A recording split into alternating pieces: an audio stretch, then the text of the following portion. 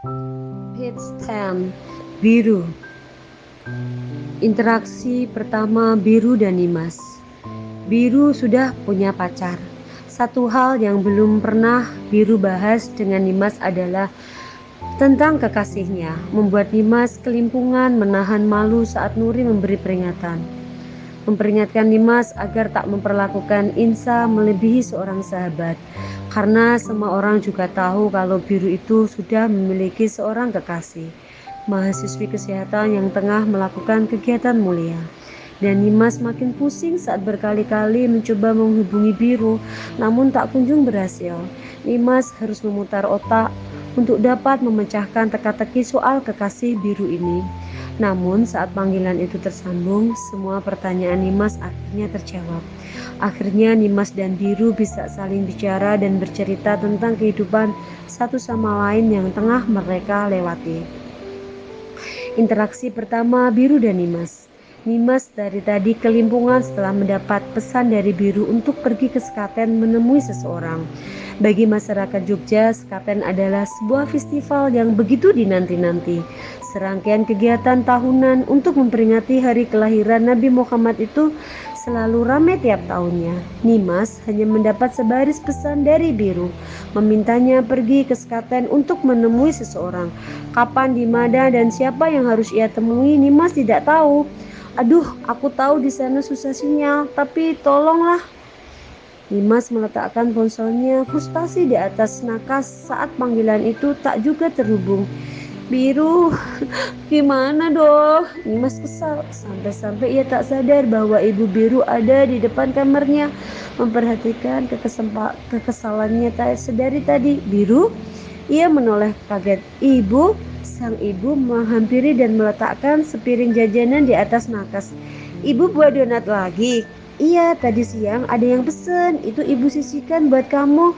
Nimas tersenyum, ibu Biru ini sangat sayang pada Biru, membuat Nimas ikut merasakan rasa hangatnya kasih sayang beliau.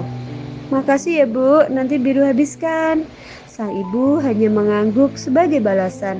Oh ya nak, tadi ibu lihat kamu seperti sedang kesal. Kenapa?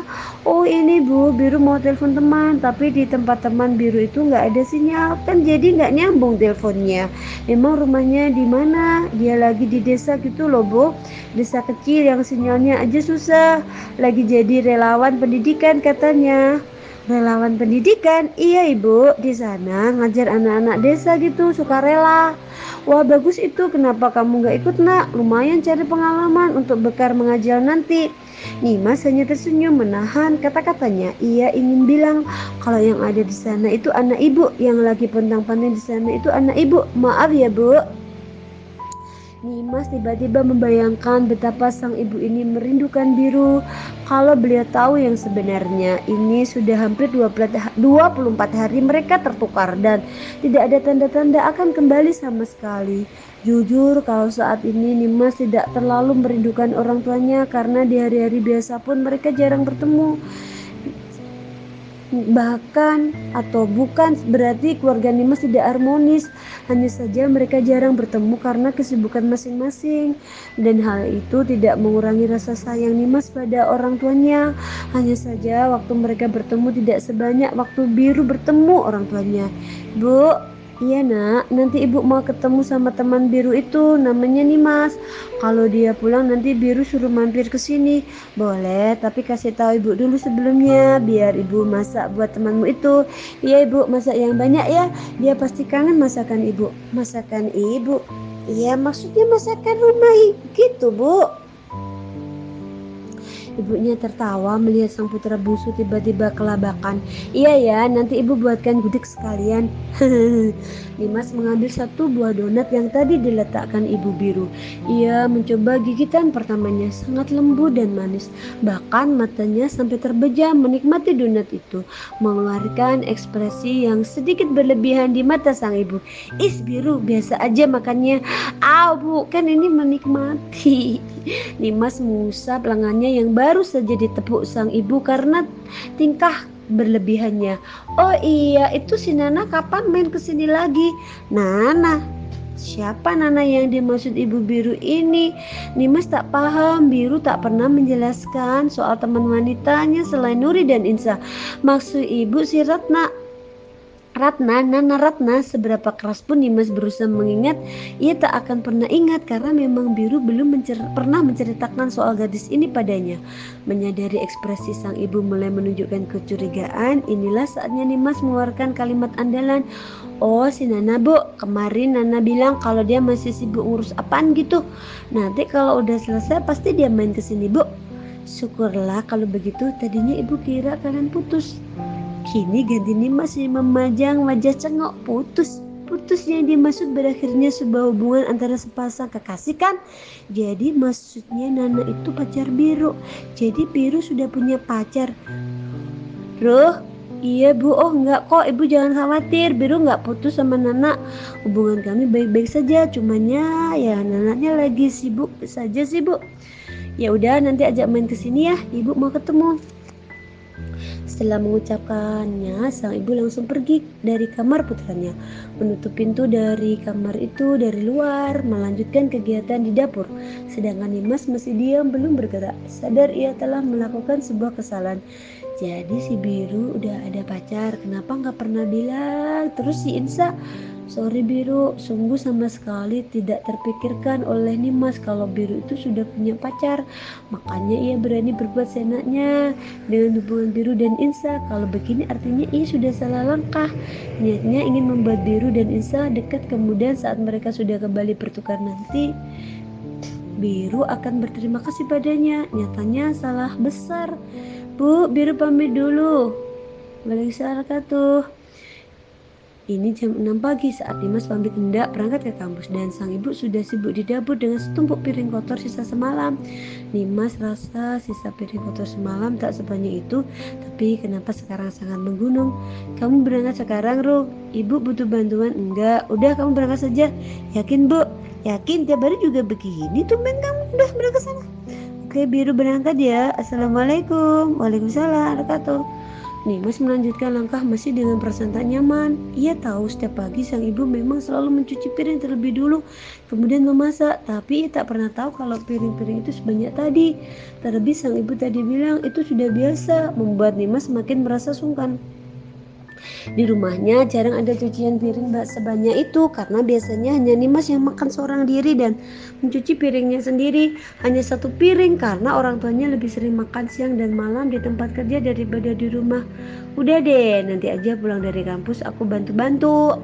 Tak ingin rasa sungkan terus menghantui dirinya, Nimas membuat sebuah keputusan dan kini ia sudah fokus di atas motor bebek kesayangan Biru. Motor yang akan menemani 20 menit perjalanannya menuju kampus. Karena ini masih sepi, jalanan begitu lengang.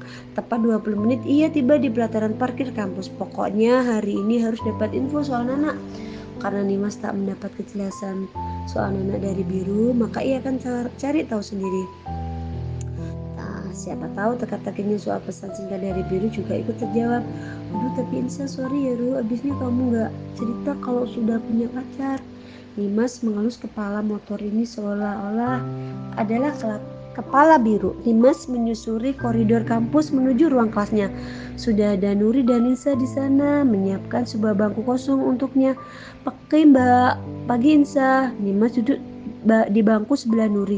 Karena percakapannya dengan Ibu Biru kemarin, ia jadi sedikit merasa canggung dengan Insa. Bagaimana bisa terang-terangan dia menggoda Insa padahal semua orang tahu kalau ia sudah punya kekasih. Dalam hati Nimas terus-terusan minta maaf pada Biru. Kenapa Ru? Apanya Mbak yang kenapa? Kamu tuh dari tadi aneh banget. Enggak kok, biasa aja tuh. Benarkah kecanggungan yang Nimas rasakan ini begitu jelas? Bahkan sampai Nuri menyadarinya.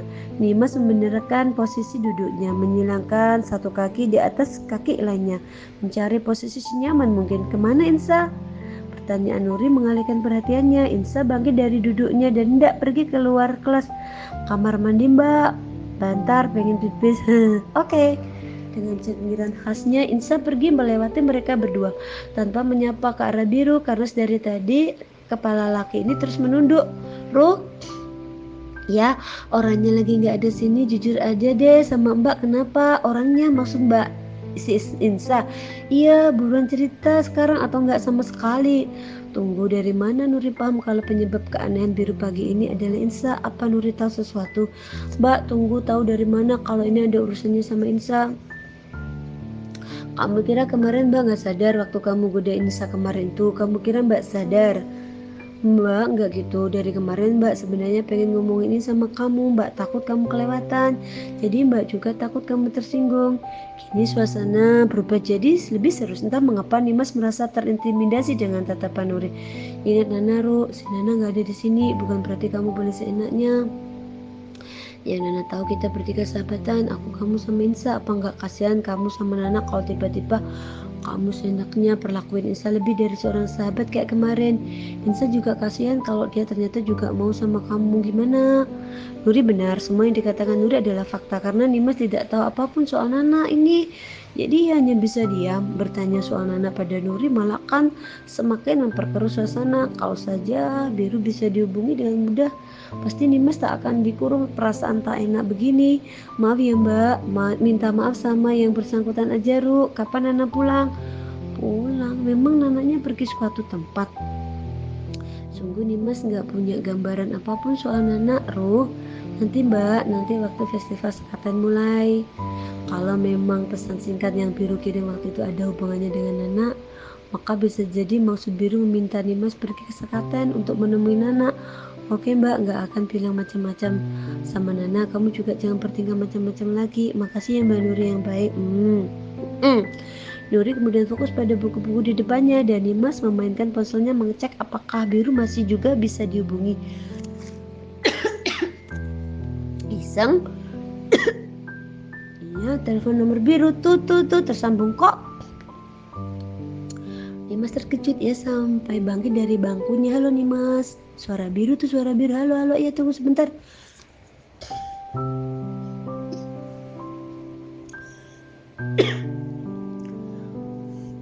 Nimas senang bukan main, akhirnya ia bisa bicara lagi dengan Biru.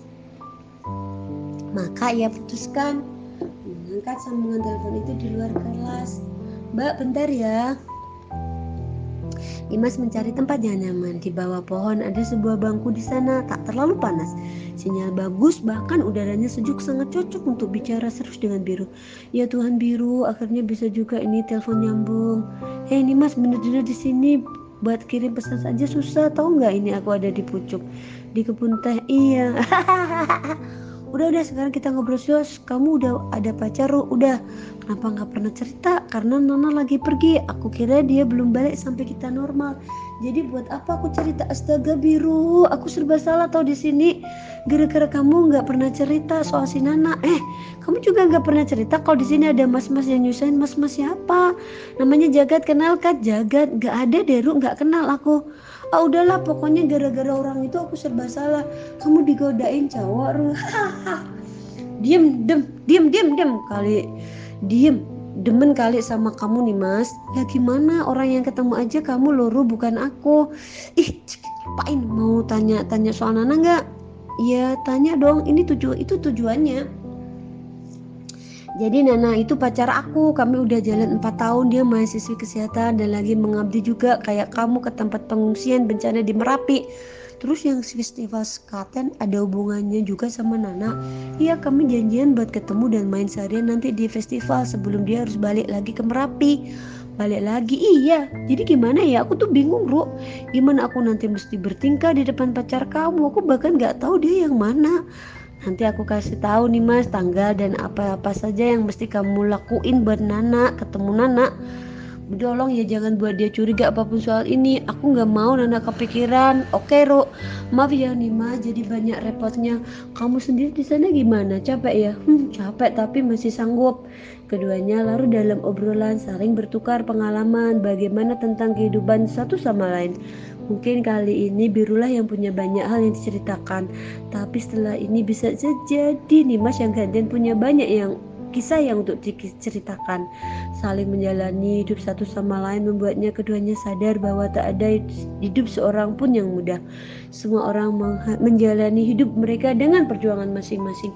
Tak ada yang berhak menilai seberapa berat kehidupan seseorang sampai mereka mengalaminya sendiri.